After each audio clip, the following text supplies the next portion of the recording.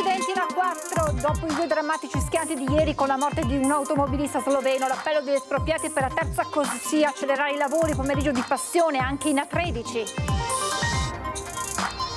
Drammatico infortunio sul lavoro in mattinata a Montebellune, gravissimo. Al Cafoncello un impresario 42enne caduto da un'altezza di 6 metri. L'incidente poco lontano da dove morì Mattia Battistetti. Paura in centro storico a Treviso per un'avvocatessa bloccata da 2 giovanissimi. Uno in bicicletta le ha sbarrato la strada, l'altro le ha chiesto dove credesse di andare, poi l'intervento di un negoziante. Autonomia con il confronto a distanza tra la CEI e il presidente del Veneto Zaia. Per il senatore Martella si tratta di critiche legittime, mentre il presidente Anci Conte rassicura sul principio di solidarietà amministrativa. Scontro tra sindacati e direzione, braccia incrociate al Gran Teatro La Fenice, salta la rappresentazione della Turandot prevista domani sera, a rischio altre 2 date. Dopo la serata inaugurale alla Mostra del Cinema di Venezia è il giorno di Angelina Jolie e Cate Blanchett, successo per la seconda regia di Valerio Mastrandrea. Nel 2026 la provincia di Vicenza sarà la capitale italiana della gentilezza e così gli amministratori dei 45 comuni che hanno finora aderito saranno protagonisti di un rapporto diverso con i loro cittadini. Edizione regionale del telegiornale di Antena 3. Buonasera e ben ritrovati. Dunque in primo piano la cronaca e l'ennesima giornata nera in autostrada in A4 per 2 incidenti in seguito ai quali l'autostrada è stata chiusa. I tamponamenti questo pomeriggio tra San Donà e Cessalto e tra Meolo e San Donà. Dopo i 2 incidenti di ieri, in uno dei quali un automobilista di 41 anni ha perso la vita, oggi altra giornata da dimenticare con chiusure e code. Il primo schianto tra 2 mezzi pesanti intorno alle 14 ha comportato la chiusura dell'ingresso allo svincolo di San Donà di Piave in direzione Trieste, nessun ferito. Qualche ora più tardi, intorno alle 15:45, un altro incidente tra Meolo e San Donà nel tratto a 3 corsie dell'autostrada sempre in direzione Trieste. Lo schianto è avvenuto al chilometro 419, coinvolti un trasporto eccezionale e un furgone. Dunque troppi incidenti nel tratto maledetto di A4. A chiedere di accelerare i lavori sono anche gli espropriati. È una questione di civiltà. Fate presto il loro appello. Noi siamo qua pronti, ben lungi da qualsiasi operazione di ostacolo, anzi vogliamo che la cosa parta prima possibile e venga risolta il prima possibile. Cioè, a questo punto è un fatto morale, è un fatto di sicurezza, è un fatto di civiltà. Ne fa una questione di civiltà Ivano Menegaldo, uno dei tanti cessaltini espropriati per fare spazio ai lavori della terza corsia sul tratto maledetto della 4. Nessuno da queste parti contesta l'utilità dei lavori, ma tutti chiedono che i cantieri accelerino. Solo a Cessalto i cavalcavia sono 5. Prima di parlare di terza corsia bisogna ampliare questi manufatti e rifare tutte le intersezioni. Il messaggio degli espropriati è chiaro. E ciò che è pubblico vale di più e viene prima del privato. Se ci sono dei morti è fuori discussione, questo tratto qua va risolto. Noi sappiamo che qui adesso c'è un appalto per i cavalcavia e poi ci sarà l'altro appalto per stendere il nastro della terza corsia vera e propria. Quindi passeranno altri anni di morti e di disgrazie, che è ora che finiscano. Il problema è che muore una volta il camionista serbo, una volta quello del Montenegro, eccetera. Immaginare di fare un'associazione delle vittime è ovviamente difficile, molto, molto complesso, però rischiano di essere veramente morti per le quali non ci sarà mai nessun colpevole, ma invece questo è un problema. Nel caso di Menegaldo, l'atto di esproprio risalente al 2022 riguarda parte del suo giardino. La scarpata che vedete al momento è stata solo parzialmente disboscata. Questa casa invece, che si trova dall'altro lato della strada, deve ancora essere abbattuta. A Santa Maria di Campania il cantiere, in corrispondenza di un secondo cavalcavia, sembra a uno stadio più avanzato, ma in attività c'è solo un piccolo escavatore. Proprio in questa zona ci sono stati 3 abbattimenti di 3 case che sono venute meno, quindi anche gli espropriati, le persone che hanno pagato questo scotto lo hanno pagato e sono quindi adesso a chiedere di incominciare i lavori, di andare avanti. È una necessità anche nei confronti e nel rispetto di chi ha abbandonato la propria casa, chi ha visto il prossimo pezzo di terreno venire meno. Vogliamo in qualche modo l'inizio dei lavori per risolvere questo problema. Ma Pomeriggio di passione anche lungo la A13, dove poco prima delle 15 i vigili del fuoco sono intervenuti per l'incendio di un autoarticolato carico di balle di tabacco all'altezza del chilometro 79 nel comune di Stanghella. Per ora non si conoscono le cause delle fiamme, nessuno è rimasto ferito, ma per permettere ai soccorritori di operare l'autostrada è stata chiusa in direzione Padova con inevitabili disagi alla circolazione.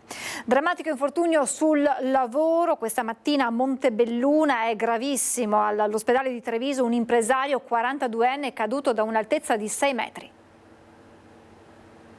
Sono proprio molto affranta e tra l'altro è successo qui a Montebelluna. Spero che questa povera persona, questo povero operaio ce la faccia. Per noi è un rinnovare ogni volta. E l'ennesimo drammatico infortunio sul lavoro è accaduto proprio a Montebelluna, poco lontano dalla casa della famiglia Battistetti, che 3 anni fa ha perso il figlio 23enne Mattia, e dal cantiere di via Magellano, dove si consumò quella tragedia. A rimanere gravemente ferito stavolta un impresario 42enne di Vedelago, intento a dei lavori di manutenzione sul tetto del capannone della termoidraulica Robazza e Quaggiotto di via Sant'Andrea. La copertura ha ceduto e l'uomo è precipitato da un'altezza di 6 metri, riportando tra le varie lesioni un serio trauma cranico. Immediati soccorsi, il 42enne è stato intubato sul posto e trasportato in elicottero al Cafoncello di Treviso, dove è ricoverato in prognosi riservata. Sul posto carabinieri e ispettori dello Spisal. La sola vista dei soccorritori, dice Monica Battistetti, è un dramma rinnovato. Scendere la strada, vedere le macchine dello Spisal è sempre una cosa che ti prende il cuore, ecco. Faccio proprio un grande augurio di cuore a questa persona che si è fatto male e spero che anche chi è di competenza si metta la mano sulla coscienza, perché non possiamo andare avanti in questo modo, non possiamo andare avanti che ogni giorno più di qualcuno lasci la sua vita nel posto di lavoro. Di estate drammaticamente costellata di episodi parla la UIL regionale per voce del segretario Roberto Toigo, che annuncia da parte del sindacato una grande iniziativa di sensibilizzazione sulle morti sul lavoro che si svolgerà a metà settembre a Venezia. Occorre risvegliare le coscienze e affrontare tutti assieme questo stillicidio di vittime, conclude Toigo. 1041 in Italia, 101 in Veneto solo nel 2023. Ancora giovanissimi protagonisti di un'aggressione in pieno centro a Treviso, vittima un'avvocata trevigiana. I fatti risalgono a sabato scorso intorno alle 18, quando la professionista stava camminando in borgo Cavour a 2 passi dalle mura cittadine. All'improvviso è stata avvicinata da 2 ragazzi, uno le ha sbarrato la strada con la bicicletta. Dove credi di andare, le hanno detto. Attimi di terrore per la legale, poi uno degli esercenti della donna è uscito dal proprio negozio e a quel punto l'avvocata le si è avvicinata e i 2 ragazzi sono scappati. La vittima, impaurita, sta valutando se sporgere denuncia. Nel frattempo ha chiesto un incontro che si terrà la settimana prossima con il sindaco Mario Conte, che si è detto dispiaciuto per quanto successo e ha assicurato che riferirà dell'accaduto a prefetto e questore. Era di origine ucraina, ma ha studiato e vissuto quasi sempre a Padova. Il 29enne annegato nelle acque di Malta, dove si trovava in vacanza. Stava trascorrendo le vacanze a Malta. Yuri Litovchenko, 29 anni, nato a Kiev, aveva trascorso buona parte della sua vita a Padova, dove era cresciuto, aveva studiato e lavorato. A tradirlo quel mare a cui era tanto legato, in un'isola dove era solito passare alcuni giorni d'estate. L'incidente una settimana fa, quando Yuri è annegato, forse a causa di un malore, mentre faceva il bagno nella baia di Dueira. Erano le 13:30 di martedì 20 agosto quando il giovane è entrato in acqua. Pochi minuti dopo altri bagnanti lo hanno visto in difficoltà e hanno fatto scattare le ricerche. Circa 3 ore dopo le forze armate maltesi e le squadre di protezione civile hanno individuato il suo corpo senza vita, portandolo a riva nel porto di Mgar. Grande la commozione nel Padovano, dove Yuri lascia la famiglia e molti amici. Parliamo di politica, parliamo di autonomia con lo scontro a distanza tra la CEI e il presidente del Veneto Zaia. Per il senatore Martella, quelle della CEI sono delle critiche legittime, mentre il presidente di ANCI Veneto Conte rassicura sul principio di solidarietà amministrativa. Un botta e risposta a distanza tra i vescovi della CEI e il presidente del Veneto, Zaia, al centro ancora una volta l'autonomia. Nei giorni scorsi il vicepresidente della Conferenza Episcopale Italiana, Monsignor Francesco Savino, aveva parlato di un rischio Far West tra le regioni povere con la riforma che secondo Savino creerà tante Italie quanto le regioni. Il vescovo di Cassano allo Ionio poi aveva affermato che il Sud ha capito che l'autonomia è un cavallo di Troia per creare due Italia, una prospera e l'altra abbandonata a se stessa. A stretto giro era arrivata la replica del governatore del Veneto Luca Zaia. Sono sorpreso e rammaricato dalla posizione espressa dal vicepresidente della CEI. Le dichiarazioni riportate appaiono basate su una lettura fuorviante e fortemente di parte. Sono convinto, aveva proseguito Zaia, che leggendo attentamente i documenti e valutando il merito della riforma, le opinioni sarebbero molto diverse. Il nord e il sud sono gemelli siamesi, se affonda il sud affonda anche il nord. Mi sono sembrate davvero sconcertanti le parole, la reazione nervosa e scomposta da parte di Zaia nei confronti di legittime critiche che non vengono da un soggetto qualsiasi, ma che vengono dalla CEI, e critiche che sono del mondo cattolico, ma che sono anche del mondo dell'impresa. Basti pensare cosa hanno detto gli industriali rispetto all'autonomia, col rischio che penalizzi non solo il sud ma anche il nord del paese. Ecco, vedo che c'è un certo nervosismo su questo. Punta al dialogo e al confronto il presidente Anci Veneto e sindaco di Treviso. Dobbiamo tutti noi capire meglio come funziona e quali sono le opportunità che l'autonomia offre, sottolinea Mario Conte, e dobbiamo spiegare che la riforma non significa mettere il nord contro sud. Io mi sento di rasserenare i vescovi nel dire che anche con l'autonomia la solidarietà amministrativa non verrà mai meno, cioè le regioni che sapranno meglio amministrare i fondi dei propri cittadini poi saranno comunque sempre a disposizione per quelle parti del paese che avranno delle necessità differenti, però è altrettanto vero che oggi il centralismo ha fallito e l'alternativa al centralismo si chiama autonomia. A poche ore dal nuovo insediamento a Palazzo Ferrofini come neo capogruppo di Fratelli d'Italia, Lucas Pavanetto ha già a che fare con i primi nodi da sciogliere in ambito regionale.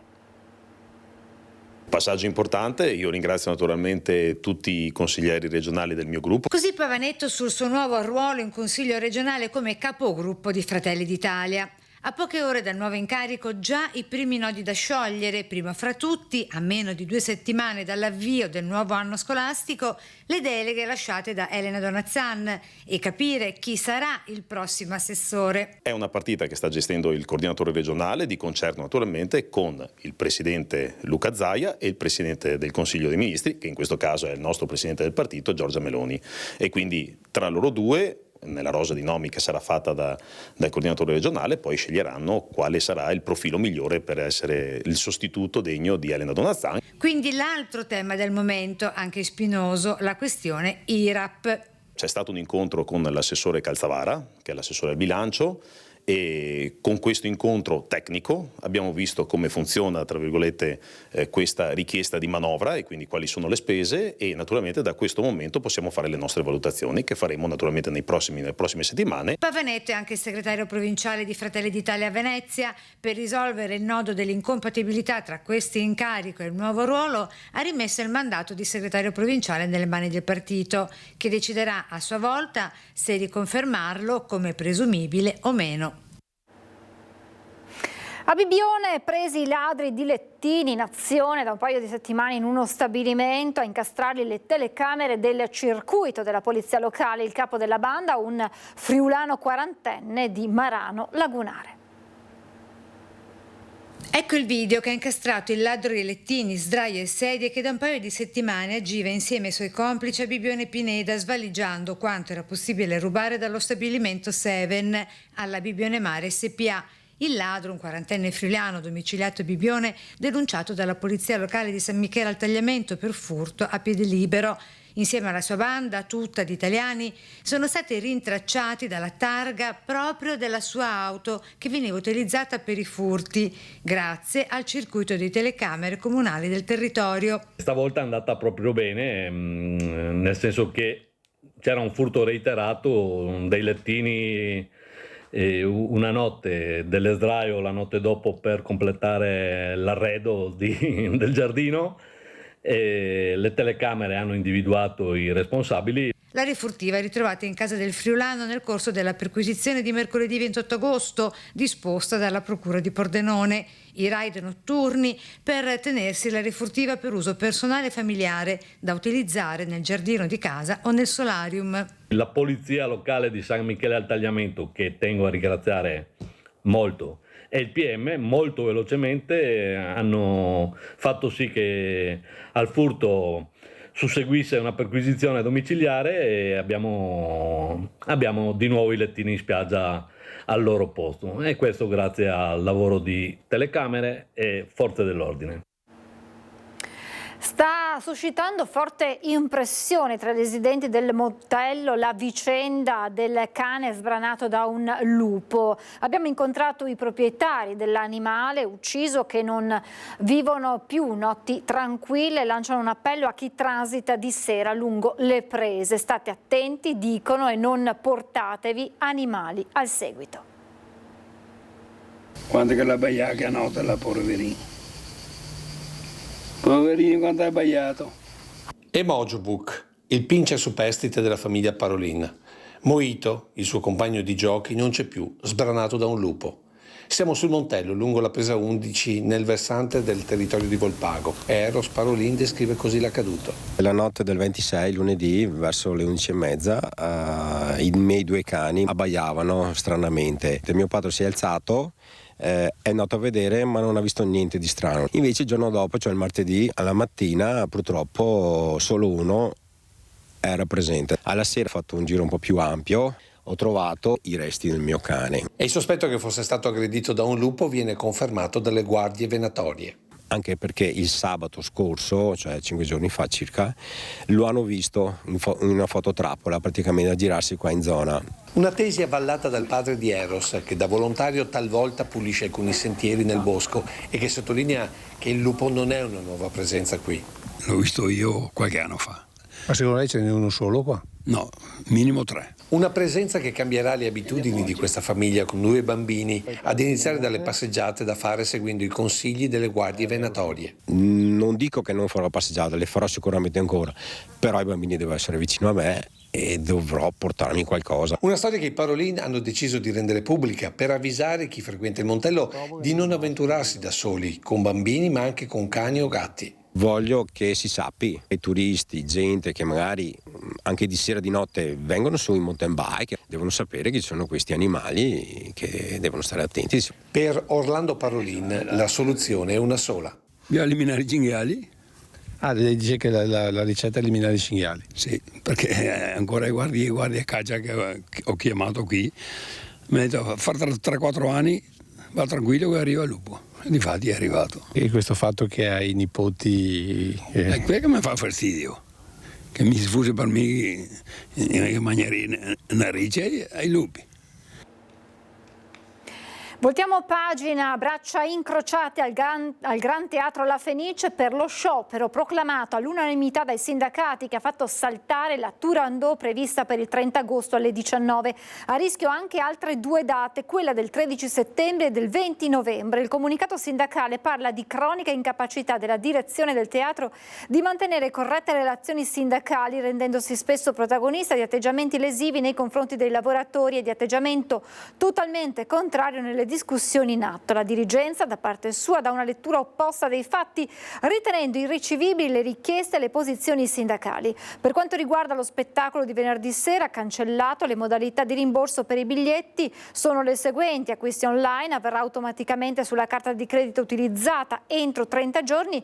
Per gli acquisti presso le biglietterie tramite biglietteria telefonica, gli acquirenti riceveranno relativa comunicazione dall'ufficio ticketing di Vela Spa con richiesta dei dati bancari che dovranno pervenire entro il 10 settembre. Nostra intervista a Valerio Mastandrea, che ha aperto la sezione Orizzonti dell'81esima Mostra Internazionale d'Arte Cinematografica di Venezia con il suo film Nonostante. Valerio Mastandrea arriva a Venezia con il suo bel film Nonostante, che apre la sezione Orizzonti ufficialmente all'81esima Mostra Internazionale d'Arte Cinematografica. In Laguna c'è stata molte altre volte, ma questa è la sua prima opera in regia e confida una grande emozione. Sono tanti anni che vengo qua e è sempre un'emozione diversa. Il film uscirà a marzo 2025. Il cinema italiano non è morto mai, come invece si dice spesso, artisticamente mai. Pieno di registi, di registe, di attrici, di attori interessanti che sanno fare questo mestiere. Diciamo che un po' l'apparato che dovrebbe sostenerlo produttivamente da un punto di vista della distribuzione, quello è sempre stato, diciamo, il problema principale per il cinema italiano. Speriamo che piano piano riusciremo ad avere un po' più di equilibrio rispetto a quelle cose. Un saluto a tutti gli amici di Media Nord-Est, ovunque vi troviate. E mentre al Lido si apriva la mostra del cinema, ieri sera un centinaio di persone si sono date appuntamento in piazzale Santa Maria Elisabetta per chiedere un potenziamento dei servizi sanitari al Lido. Pellestrina nel centro storico. Il corteo ha percorso pacificamente il Gran Viale per spiegare a tutti i passanti le ragioni della mobilitazione. La manifestazione organizzata dal Movimento per la difesa della sanità veneziana e dall'Associazione Amici del Giustinian ha raggiunto il suo obiettivo. Nel 2026 la provincia di Vicenza sarà capitale italiana della gentilezza e così gli amministratori dei 45 comuni che hanno finora aderito saranno protagonisti di un rapporto diverso con i loro cittadini. Vicenza, capitale italiana della gentilezza 2026, protagonisti sindaci, assessori, consiglieri comunali dei 45 comuni vicentini che hanno aderito al progetto e che hanno ricevuto la delega alla sicurezza per la propria amministrazione, il tutto coordinato poi dalla provincia. Crediamo nella gentilezza, ci ho creduto fin da subito e mi hanno seguita in molti comuni che hanno dato la delega alla gentilezza. Siamo arrivati a quota 45, che è un numero veramente notevole che ci vede i primi in Italia anche in questo. Abbiamo tanto bisogno di gentilezza, che oltretutto ormai è scientificamente dimostrato avere delle ricadute estremamente positive nel benessere di una comunità, nel benessere individuale e poi nella salute. Prossimo passo sarà quello di organizzare iniziative di avvicinamento al 2026, come il primo Consiglio provinciale d'Italia dei ragazzi. Ogni sindaco del Consiglio Comunale dei Ragazzi entrerà nel primo consiglio provinciale a livello nazionale dei ragazzi e loro saranno i portavoce del territorio, della loro fascia d'età, per darci degli indirizzi, delle proposte.